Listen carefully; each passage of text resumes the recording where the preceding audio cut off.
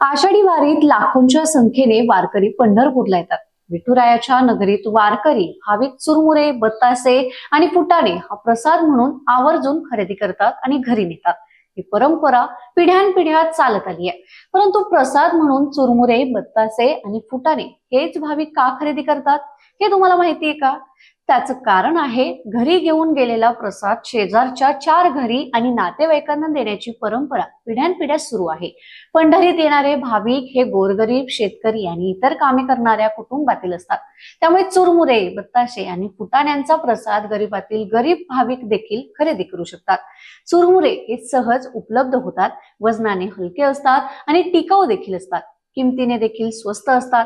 चुरमुरे, बतासे आणि पेढा हा प्रसाद म्हणून भाविक केवळ पंढरपुरातूनच नाही, तर तुळजाभवानी मंदिर असेल, शनी शिंगणापूर असेल, कोल्हापूर असेल किंवा कुठलंही तीर्थक्षेत्र असू दे, तेथील भाविक दर्शन घेतल्यावर प्रसाद म्हणून चुरमुरे आणि बतासे खरेदी करून घरी घेऊन जाण्याची पद्धत आहे. ही पद्धत तुम्हाला कशी वाटली आम्हाला कमेंट्स करून नक्की कळवा आणि बखर लाईव्हला सबस्क्राईब करायला विसरू नका.